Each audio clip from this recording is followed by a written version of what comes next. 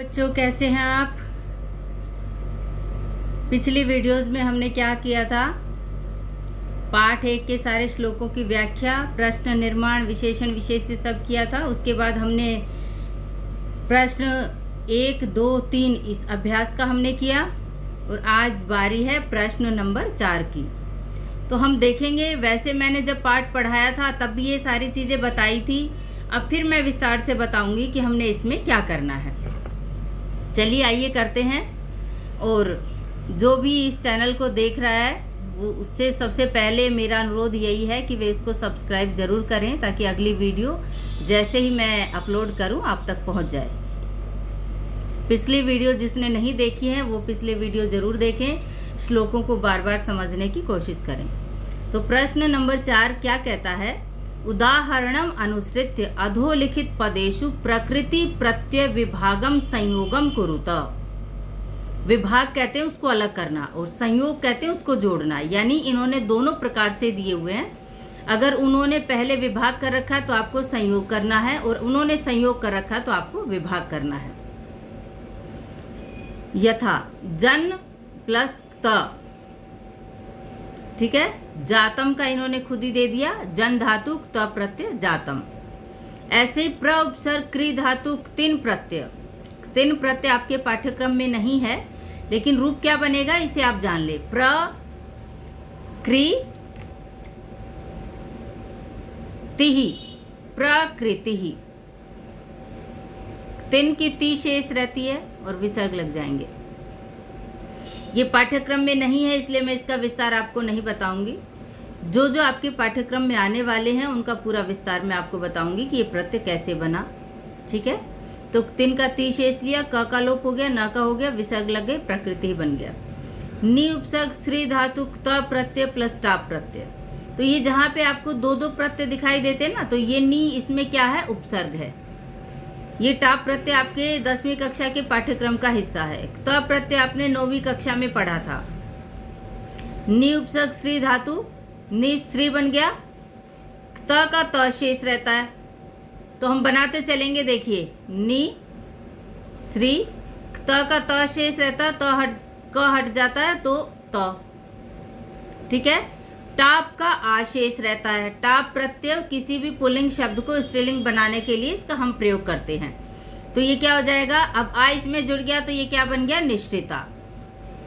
ऐसे आपने इसको सीखना है कि निश्रिता ये कैसे बना। नि उपसर्ग श्री धातु त प्रत्यय से बन गया निश्रिता।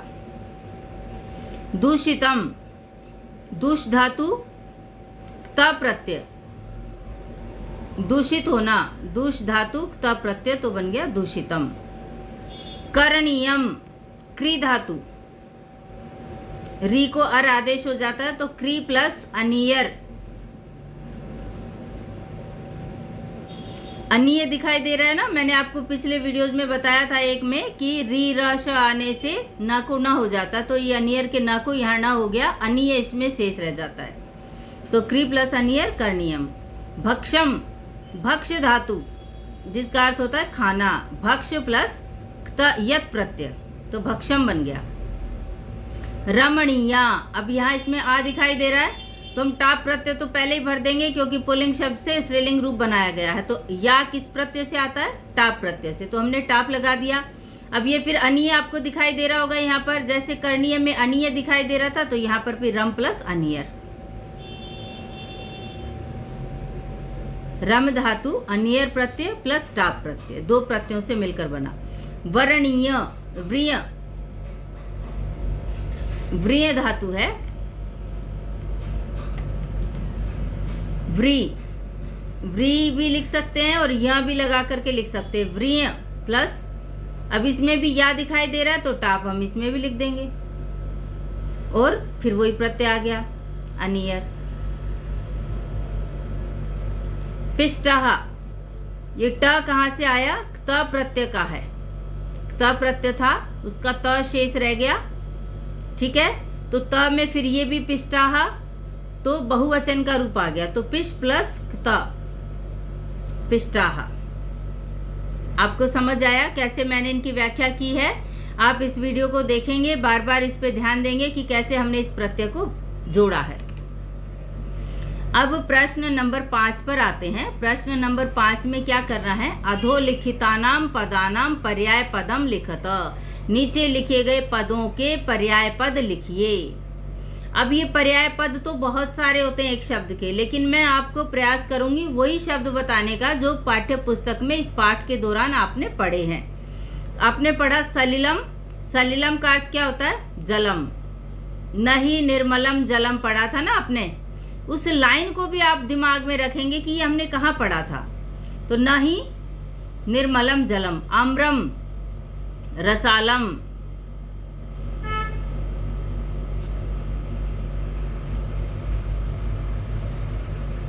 रसालम। वनम, वनम पढ़ा था आपने, एकांते कांतारे, तो वहां कांतारे सप्तमी था, हम इसमें विभक्ति नहीं लगाएंगे तो कांतारम, क्योंकि यहाँ वनम है तो कांतार शब्द से हमने यहाँ कांतारम बनाया। शरीरम, शरीरम आया था, तनुः पेशयत मनः शोषयत, तो तनुः। कुटिलम, कुटिलम का क्या था, वक्रम। कालायश्चक्रम सदा वक्रम भ्रमति।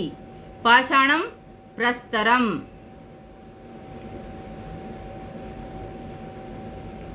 प्रस्तर तले पिष्टाः न भवेयुः पढ़ा था ना हमने, प्रस्तरम, प्रस्तरम कहते पत्थर।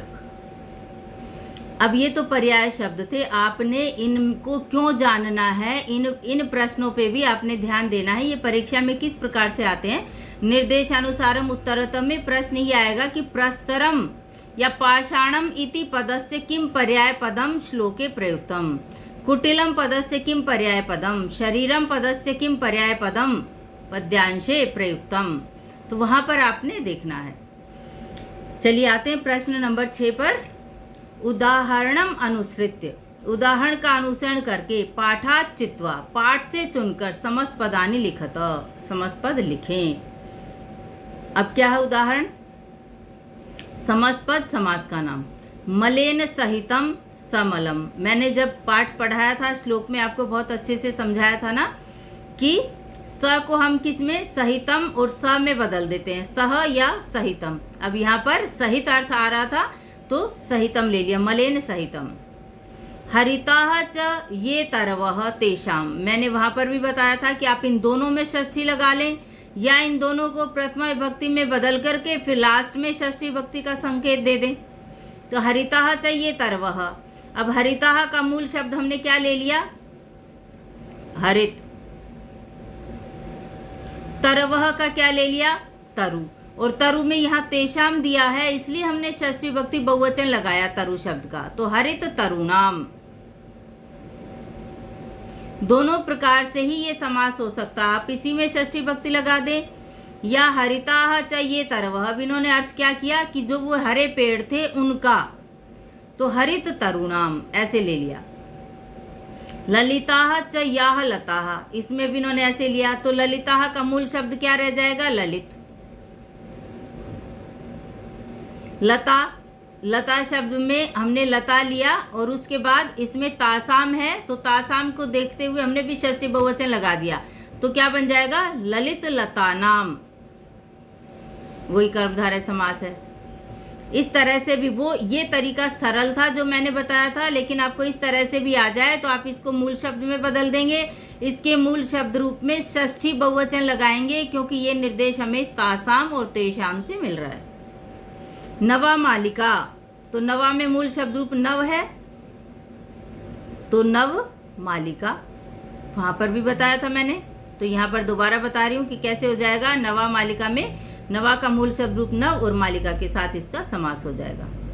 धृतः सुख संदेशः येन तम, अब यहाँ तम के अनुसार हम इसका अंतिम शब्द लेंगे। धारण किया गया है सुख का संदेश जिसके द्वारा, तो धृत सुख संदेशम,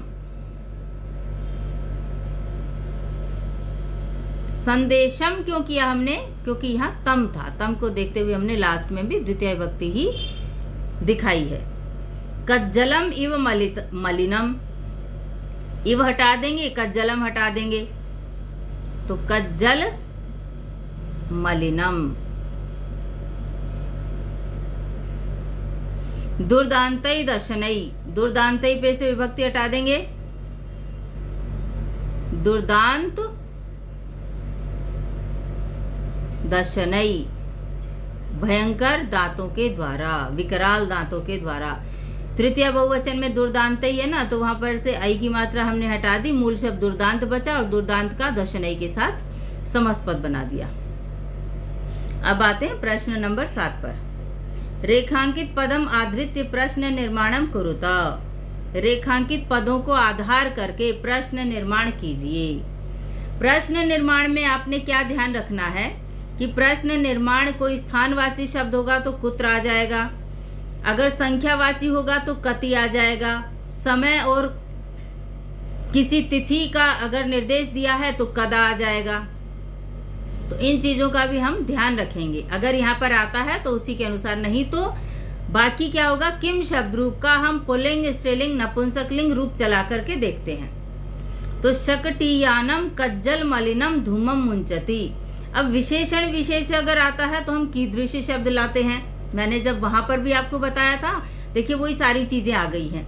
कज्जल मलिनम धूमम, अब ये धुएं की विशेषता है कज्जल मलिनम, तो कीदृश शब्द लाए हम। अब कीदृश का हम नपुंसकलिंग ले आए तो बन जाएगा कीदृशम। धूमम का ये क्या है, विशेषण है, इसलिए विशेषण पे जब भी प्रश्न बनेगा तो कीदृश शब्द रूप। कीदृश का अर्थ कैसा, गाड़ियों से काजल के समान मैला धुआं निकलता है, या गाड़ी काजल के समान काला धुआं छोड़ती है। तो धुएं की विशेषता क्या है, काजल के समान काला। अब काला धुआं यानी कैसा धुआं, कैसा धुआं तो हमने बना दिया कीदृशम। उद्याने पक्षिणाम कलरवम चेतः प्रसादयति। उद्यान में, बाग में पक्षियों का कलरव हृदय को प्रसन्नता प्रदान करता है। पक्षिणाम में षष्ठी बहुवचन है, तो षष्ठी बहुवचन में क्या हो जाएगा, केशाम। ठीक है। पाषाणी सभ्यतायाम लतातरु गुल्माः प्रस्तर तले पिष्टाः सन्ति। पाषाणी सभ्यता में लता, वृक्ष और झाड़ियां पत्थरों के नीचे पिसी हुई हैं।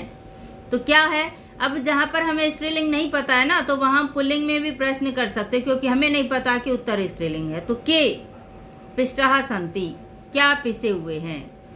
महानगरेषु वाहनानाम अनंतः पंक्तयः धावन्ति। अब महानगरेषु, महानगरों में तो स्थान भी हो गया, तो यहाँ पर आप केशु भी बना सकते हैं और कुत्र भी बना सकते हैं। कुत्र आपका ज्यादा सही उत्तर होगा। केशु क्यों बनाया, क्योंकि सप्तमी बहुवचन है, तो हमने सप्तमी बहुवचन। किन में या कहाँ पर, कहाँ पर इसका उत्तर ज्यादा सही है। प्रकृत्या, प्रकृत्या षष्ठी विभक्ति है। प्रकृति शब्द स्त्रीलिंग है, ये आपको बार बार आगे भी आएगा, अगले पाठ में भी आएगा, तो मैं आपको पाठ 8 में भी आएगा ये विचित्रा साक्षी में। तो आप प्रकृत्या में आप देख लें कि कौन सी विभक्ति है। तो षष्ठी बहुवचन है, षष्ठी एक वचन है, तो किम शब्द का षष्ठी एक वचन क्या बनेगा, कस्याः कयोः कासाम, तो यहाँ पर आ जाएगा कस्याः। अगर यहाँ पुल्लिंग होता तो कस्य आ जाता। ठीक है। प्रकृत्या सन्निधौ वास्तविकम सुखम विद्यते, तो ये आपने किया। योग्यता विस्तार जो है ये आपके केवल पढ़ लेने मात्र के लिए होता है, इसमें से परीक्षा में प्रश्न नहीं पूछे जाते हैं। फिर भी मैं आपको समझाना चाहूँगी, क्योंकि ये आपको आगे जहाँ पर भी आप समास समझेंगे वहाँ पर भी आपके लिए सहायक होंगे। समास आपको पता ही, हम समास किसको कहते हैं, दो या दो से अधिक ऐसे पदों का मेल जिनका आपस में कोई संबंध हो, जिनके मेल होने से कोई अर्थ स्पष्ट होता हो, उनको समास कहते हैं। ठीक है। अव्यय भाव समास, तत्पुरुष समास, बहुव्रीहि और द्वंद्व समास। ठीक है। अब उपसर्ग आने से उसका अर्थ हो जाता है समीपम, तो ग्रामस्य समीपम उपग्रामम। मैंने आपको बताया था, देखिए जनानाम अभावः, यही का यही उदाहरण मैंने आपको वहां पर समझाया था निर्जलम के साथ। निर्जलम न ही निर्मलम जलम में मैंने बताया था कि निर उपसर्ग आने से हम क्या करते हैं, निर को अभाव में बदल देते हैं। निर का अर्थ क्या हो जाता है, अभाव, और अभाव पीछे चला जाता है, और उससे पहले जो ये पद था इसमें षष्ठी विभक्ति आ जाती है, जनानाम अभावः। अगर निर्जलम होता तो जलस्य अभाव आता, क्योंकि जल एक वचन के लिए ही प्रयुक्त होता है, जल का बहुवचन हम प्रयोग में नहीं लाते हैं। अनु का अर्थ होता है पश्चात भी और योग्य भी। अगर आपके रूप गुण की तुलना की गई है, अगर आपके अनु से उत्तर पद में रूप या गुण का अर्थ निकलता है, जैसे अनुरूपम अगर होता तो रूपस से योग्यम अर्थ होता अनु का। अनु के दो अर्थ होते हैं, योग्यम और पश्चात। पश्चात हम कहां पर लेते हैं? जहां पर कोई उत्तर पद में संज्ञा शब्द हो। अब अनुरथम, और रथम में हम षष्ठी लगा देंगे, रथस्य पश्चात। अनु का अर्थ होता है पीछे, तो रथ के पीछे अनुरथम। अयोध्यायाम प्रजा अनुरथम चलती, ठीक है, राम के रथ के पीछे पीछे चलती है। तो प्रतिगृहम, प्रति उपसर्ग जब भी आता है, प्रति का अर्थ होता है प्रत्येक, मतलब सभी के लिए।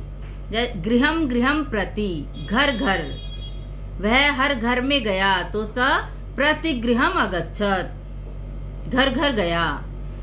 तो प्रति जब भी आएगा उत्तर पद में, जो ये पद है इसकी हम 2 बार आवृत्ति करेंगे और प्रति लिख देंगे। प्रति के स्थान पर हम यहाँ पर इति भी लिख सकते हैं। गृहम गृहम इति, गृहे गृहे इति, ये भी अर्थ आता है। यथा शक्ति, तो शक्तिम अनतिक्रम्य, शक्ति के अनुसार। यथा उपसर्ग जहां पर भी देखेंगे ना, तो यथा को हम किस में बदल देंगे? अनतिक्रम्य में। अनतिक्रम्य क्या कैसे बनता है? अन अतिक्रम्य, अतिक्रमण। अतिक्रमण करना क्या होता है? नियम को लांघना। और अन अतिक्रम्य यानी उल्लंघन न करना। उल्लंघन न करना यानी जितनी आपकी शक्ति है उसके अनुसार, उसी सामर्थ्य के अनुसार कार्य करना। सचक्रम, चक्रेण सहितम, स आ गया तो सहितम में बना दिया, और चक्र में तृतीय विभक्ति, चक्रेण सहितम। तत्पुरुष समास में कुछ ऐसे नियम हैं जिनके योग में जो हम देखते हैं वही विभक्ति लगती है। अब जैसे गतः, गम धातु के योग में द्वितीय विभक्ति आती है, तो उससे पहले जो ग्राम शब्द है ना उसमें द्वितीय लगा दी। आपने कक्षा 9वीं में पढ़ा था उपपद विभक्ति, कुछ नियम उनके रिक्त स्थान भी बनवाए थे आपसे। अनुवाद में भी उपपद विभक्ति का नियम लागू होता है। आप कक्षा 10 में भी अनुवाद करेंगे तो उसमें अनुवाद भी मैं जब करवाऊंगी तो ये सारी चीज़ें वहाँ पर भी फिर से करवाऊंगी। तो वो नियम जो एक बता दिया गया है ना, वो समास में भी लागू होगा, वो आपको अनुवाद में भी होगा, वो पाठ के रिक्त स्थान में भी होगा, सब जगह होगा।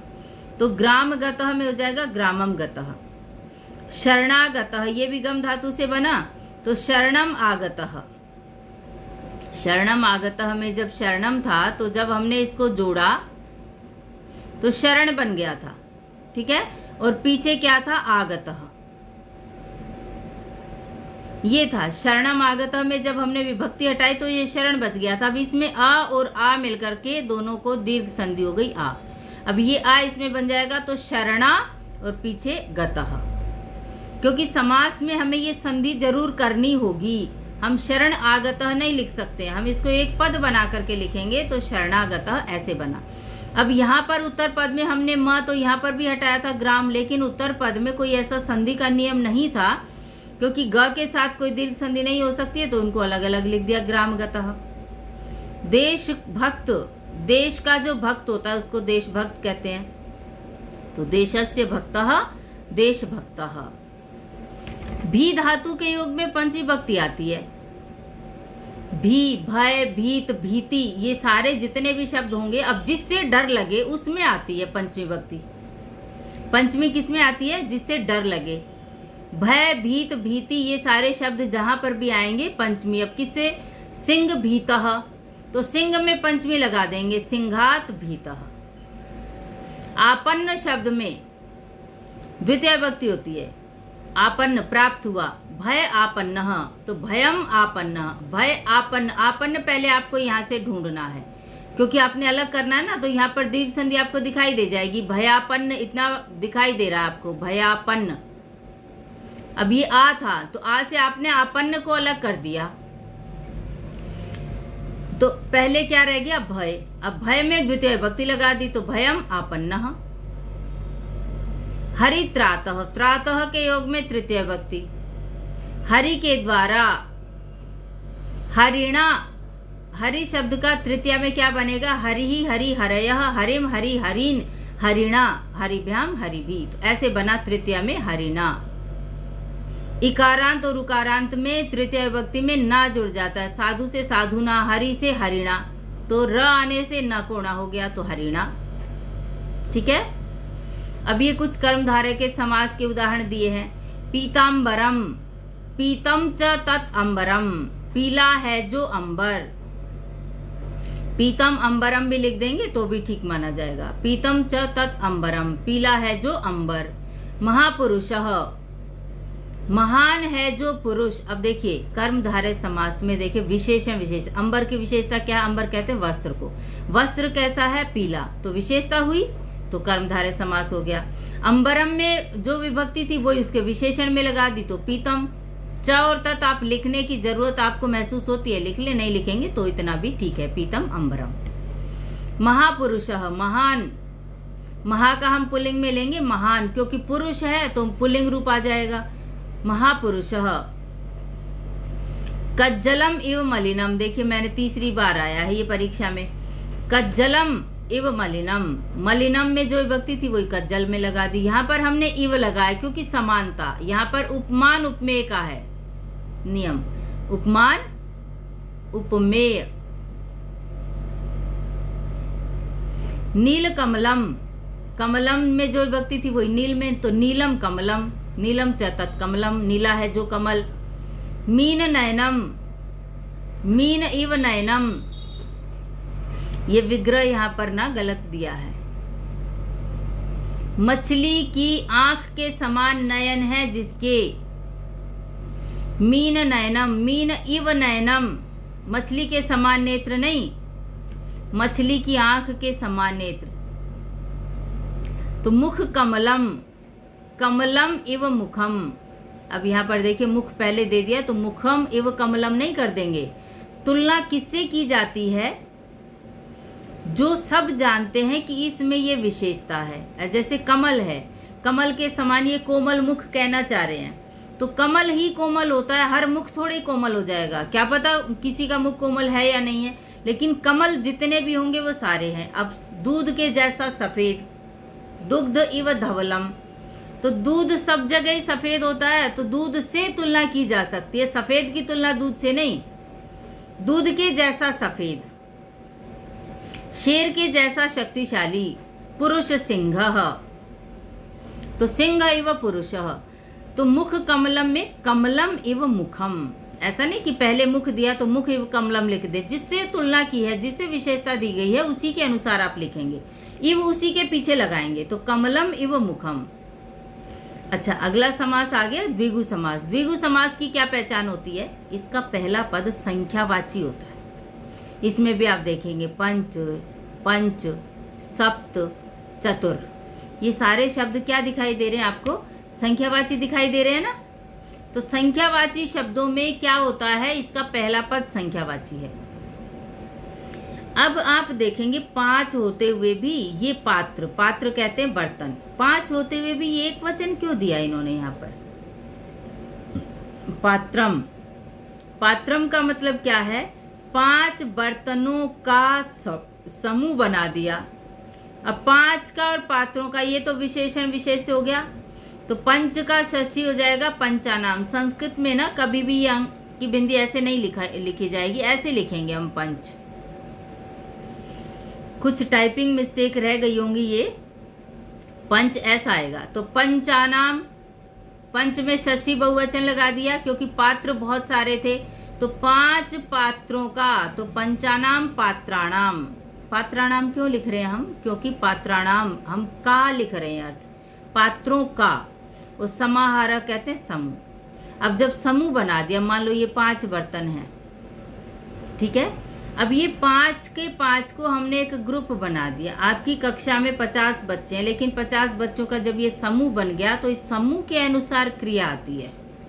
ये समूह तो एक ही है ना, 5 का जो ग्रुप बनाया वो एक ही बनाया, इसलिए हमने यहाँ पर इस एक को दर्शाने के लिए यहाँ पात्रम का प्रयोग किया है कि 5 पात्रों का समूह, समूह एक बन गया 5 को मिलाकर के। अब वो 5 नहीं रहे, 5 का एक ग्रुप बना दिया।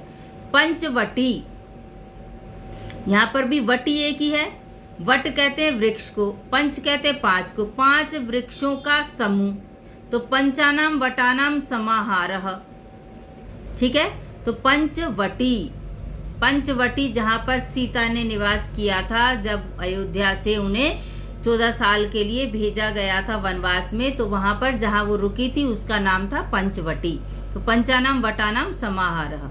अब यहाँ पर पंचवटी ही क्यों आया? क्योंकि उस स्थान में जहाँ पर वो रही थी उस स्थान को स्त्रीलिंग में पंचवटी बनाया। ठीक है, कभी आपके दिमाग में ये आए कि ये पंचवटम क्यों नहीं लिया? क्योंकि उस स्थान का नाम ही रखा गया पंचवटी। सप्तर्षि, सप्तानाम ऋषिणाम समाहारः। सप्त ऋषि है, ऋषि का बना दिया षष्ठी बहुवचन ऋषिणाम, और सप्त का बना दिया सप्तानाम, तो सप्तानाम ऋषिणाम समाहारः सप्तर्षि। चतुर्युगम, चतुर्णाम युगानाम समाहारः। चतुर्युगम, युग शब्द नपुंसकलिंग होता है, पात्र शब्द नपुंसकलिंग होता है, इसलिए यहाँ पर चतुर्णाम युगानाम समाहारः, तो चतुर्युगम। बहुव्रीहि समास और कर्मधारय समास में बहुत समानता होती है। पीतम अंबरम, और अगर यहां पर जोड़ देना यस्य सह, तो हम इस पीतांबरम को विग्रह कर देंगे पीतांबरः, यानी ये पीले अंबर हैं जिसके, पीले हैं वस्त्र जिसके, यानी भगवान विष्णु। लंबम उदरम यस्य सह, लंबा है उदर जिसका, यानी गणेश। ऐसे जो वो सारे शब्द मिलकर किसी एक की विशेषता बताने लग जाएं तो वहां बहुव्रीहि समास हो जाता है। इसमें अन्य पद प्रधान होता है, प्रथम पद प्रधान होता है, उसके आप बहुत ज्यादा भंवर में ना भी फंसे तो आपका काम हल हो जाएगा। आपने ये देखना है कि ये पीतम अंबरम यहीं तक समाप्त नहीं हुआ, इन्होंने किसी एक नाम की विशेषता के साथ जोड़ दिया और फिर उस पीतांबरम का अर्थ हो गया भगवान विष्णु। अहम पीतांबरम नमामि, मैं भगवान विष्णु को नमस्कार करता हूँ, या पीतांबराय नमः। नमः के योग में चतुर्थी है, तो मैंने पीतांबराय। अब जब वो पीतांबराय नमः लिख दिया या मैं नमस्कार करता हूँ, तो वो पीतांबर कोई ऐसा नहीं है कि पीले हैं वस्त्र, बस इतना ही। पीले हैं वस्त्र जिसके उनको, यानी मैं भगवान विष्णु को नमन करता हूँ, ऐसा अर्थ हम ले लेते हैं। समझ आया आपको? अब देखिए बहुव्रीहि समास में मैंने पीतांबरम आपको समझाया। पीतम अंबरम यस्य सह, यहाँ पर लिखा ही हुआ है अपने आप से। पीतम अंबरम, पीले हैं वस्त्र जिसके, जिसके, जिसके के लिए मैंने यस्य यहाँ पर लिखा। और सह, सह के कारण ही यहाँ पीतांबरः। अगर यहाँ पर सह के स्थान पर मैं लिख देती तम, तो यहाँ हम इसको करते पीतांबरम। अब इस पीतांबरम और इस पीतांबरम में क्या अंतर है? ये जब पीतांबरम आएगा तो ये किसी वाक्य के अंदर आएगा, तो हम उसको बहुव्रीहि समास में बदलेंगे। जैसे अहम पीतांबरम नमामि, मैं पीतांबर को नमस्कार करती। तो पीले हैं वस्त्र जिसके, उनको नमस्कार। खाली पीले वस्त्रों को थोड़ी कोई नमन करेगा। पीले हैं वस्त्र जिनके, अर्थात मैं उन भगवान विष्णु को नमन करती हूँ, नमन करता हूँ।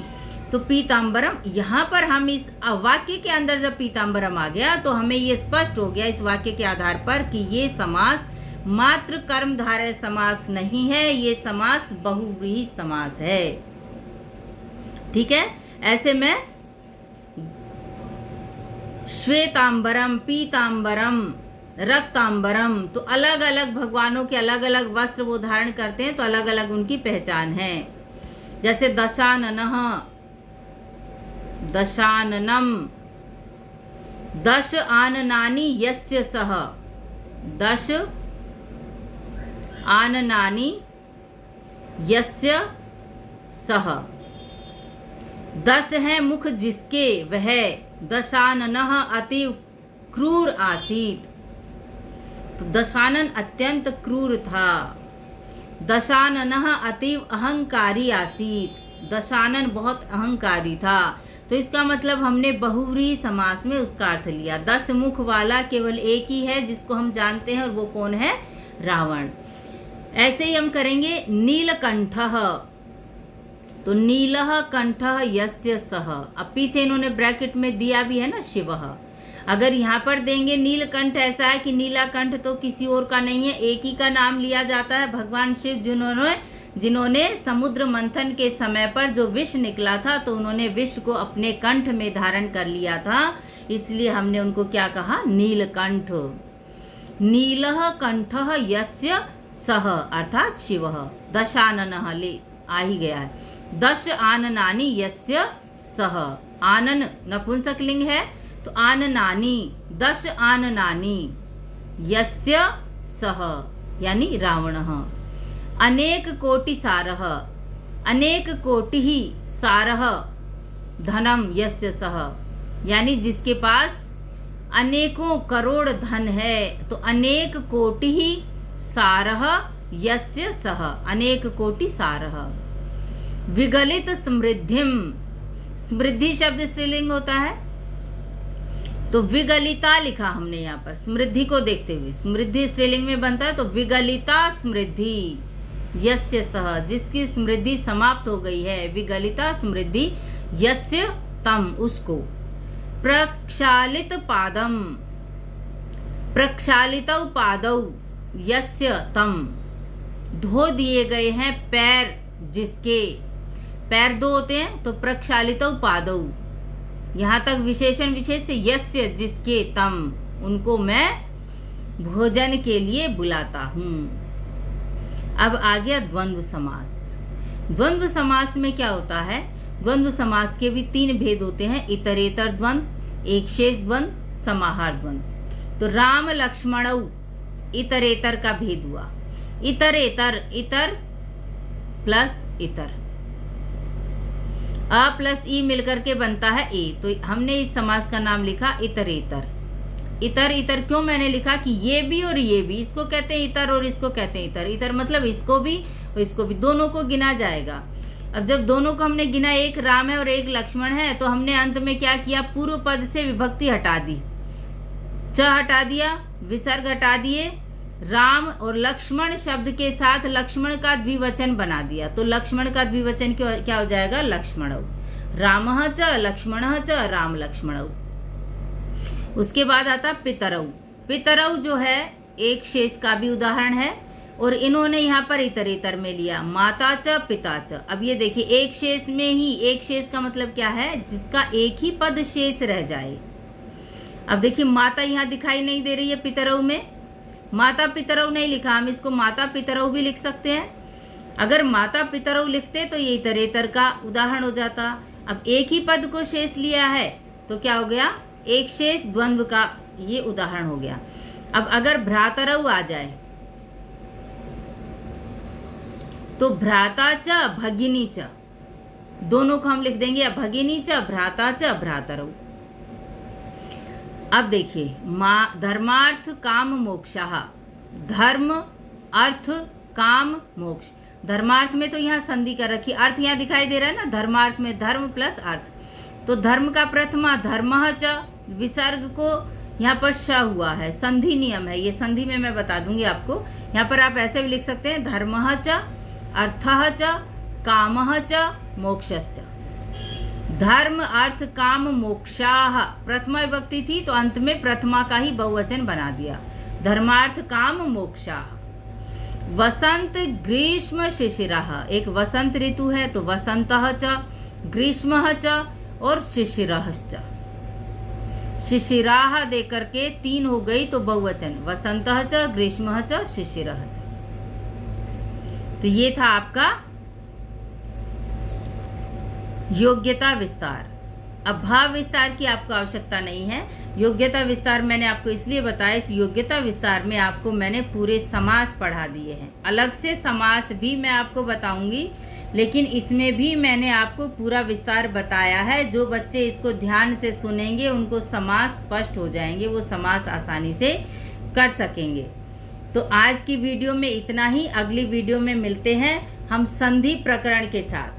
मैं आपको संधि सिखाऊंगी, क्योंकि संधि सिखाने के बाद मेरे लिए भी काम आसान हो जाएगा आप तक पहुंचना कि ये शब्द कैसे बना, इसमें आप कैसे संधि करेंगे।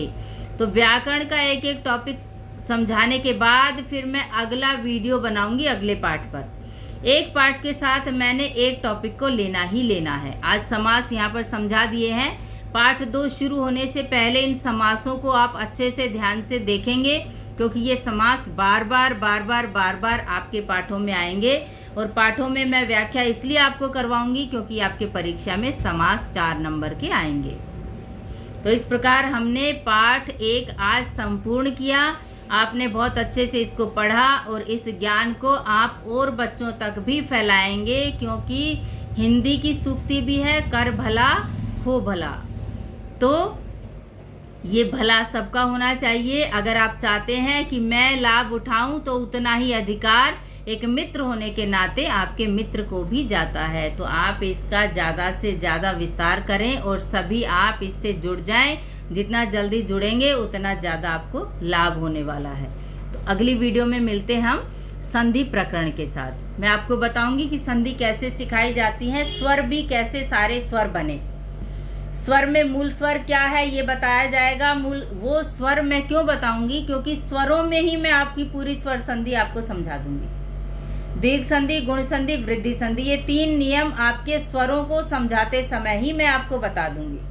मूल स्वर क्या थे और वो कैसे दीर्घ बने, कैसे संयुक्त बने, किन में से दीर्घ संधि निकली, किन स्वरों के मेल से गुण संधि बन गई और किन स्वरों के मेल से वृद्धि संधि बन गई। ये 3 संधि आपको आ जाने के बाद ये आपको जगह जगह हर शब्द में आपको दिखाई देंगी। तो हम पढ़ेंगे अगले वीडियो में संधि प्रकरण। संधि प्रकरण से पहले मैं आपको स्वरों के बारे में बताऊंगी कि मूल स्वर कितने हैं और ये स्वर आगे कैसे बढ़े।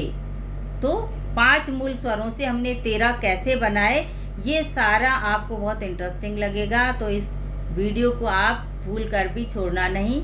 आपने चैनल सब्सक्राइब नहीं किया है तो वो आप तुरंत सबसे पहले कर लें, क्योंकि सब्सक्रिप्शन अगर आपके पास होगी तो आपके पास अगले वीडियो का नोटिफिकेशन पहुंच जाएगा। तो ये बहुत ज़रूरी है, तो इस काम को आप ना भूलें। चलिए मिलते हैं अगले वीडियो में।